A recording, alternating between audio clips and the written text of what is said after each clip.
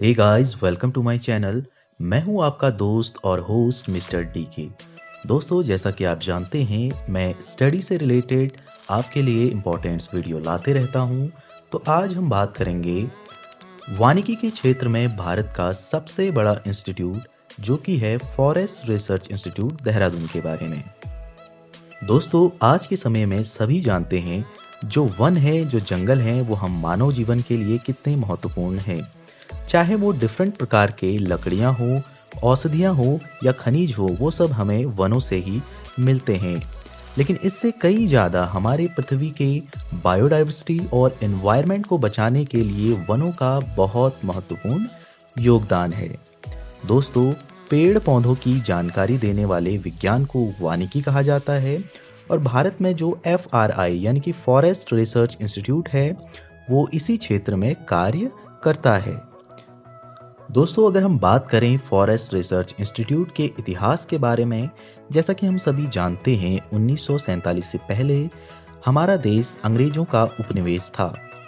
तो जैसे जैसे अंग्रेजों ने भारत में अपना साम्राज्य विस्तार किया, तो उनको भारत में उपस्थित जो भी जंगल हैं उनका महत्व समझ में आया।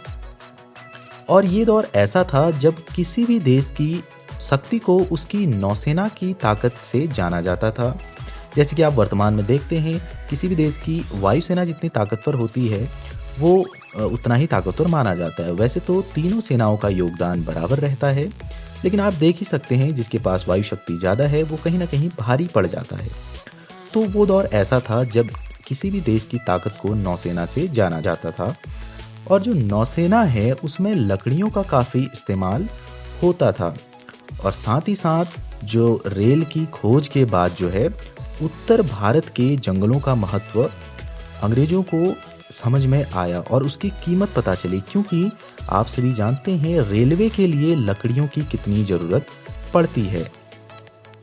दोस्तों, इन सब को देखते हुए जो भारत के जंगल हैं, उत्तर भारत के जंगल हैं, उनका दोहन काफ़ी ज़्यादा होने लगा था। तो जल्द ही अंग्रेजों को भारत में जंगलों के प्रबंधन की ज़रूरत महसूस होने लगी, ताकि वनों का प्रबंधन व दोहन योजनाबद्ध तरीके से हो सके।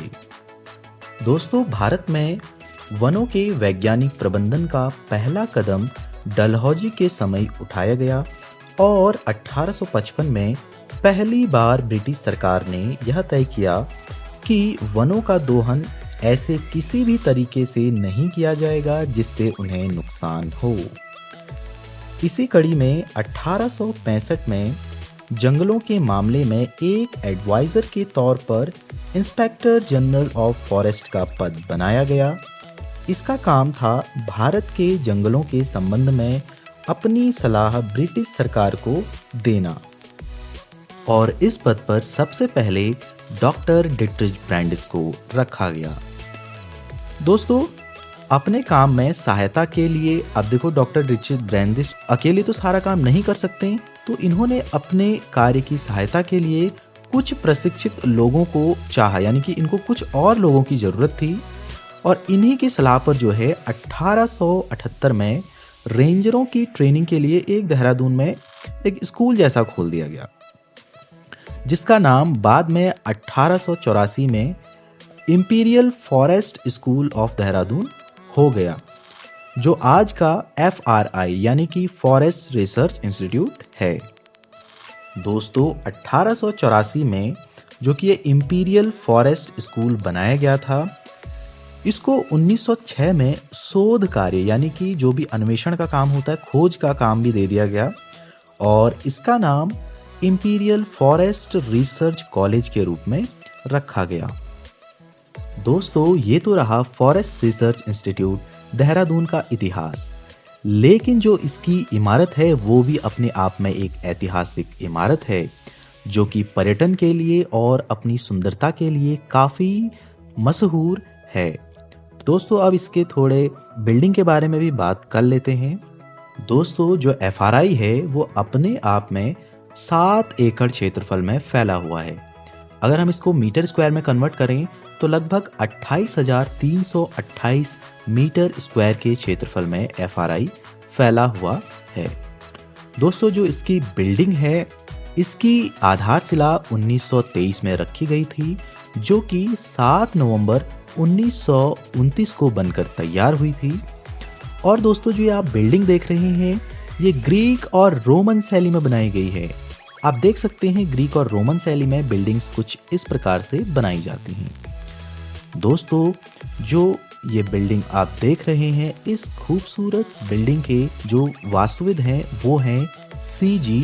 ब्लोमफील्ड। और 1929 में जब इसका उद्घाटन हुआ तो तत्कालीन वायसरॉय लॉर्ड इरविन के द्वारा इसका उद्घाटन किया गया और इसके गेट का नाम first inspector general of forest के नाम पर रखा गया। इसके गेट का नाम है ब्रांडिस गेट। दोस्तों, जो FRI का सभागार है वो एशिया में लकड़ी से निर्मित एकमात्र हॉल है और इस सभागार के अंदर लगभग 18,000 डिफरेंट टाइप्स के लकड़ियों के सैंपल भी रखे हुए हैं। दोस्तों, जो FRI का परिसर है अपने आप में इतना खूबसूरत है कि पर्यटन के लिए लोगों को तो ये आकर्षित करता ही है और वहीं फिल्म जगत के निर्माताओं को भी ये अपनी ओर आकर्षित करता है। यहाँ पर बहुत सारी फिल्मों की शूटिंग हो चुकी है। For example, student of the year नामक मूवी की शूटिंग भी यहीं पर हुई थी। दोस्तों, FRI को UGC, मानव संसाधन विकास मंत्रालय और भारत सरकार की सिफारिशों पर दिसंबर 1991 में डीम्ड विश्वविद्यालय का दर्जा भी दिया गया है। अब ये डीम्ड विश्वविद्यालय क्या होता है, इसको समझते हैं। दोस्तों, भारत में उच्च शिक्षा संस्थानों को शिक्षा विभाग द्वारा दी जाने वाली एक मान्यता है और जो कि उनको उनके उत्कृष्ट कार्यों के लिए दी जाती है। वर्तमान में भारत में 100 डीम्ड विश्वविद्यालय हैं। तो दोस्तों, ये थी आज की जानकारी। आपको कैसी लगी कमेंट बॉक्स में जरूर बताएं और चैनल को सब्सक्राइब जरूर करें। जय भारत, जय उत्तराखंड। Thank you.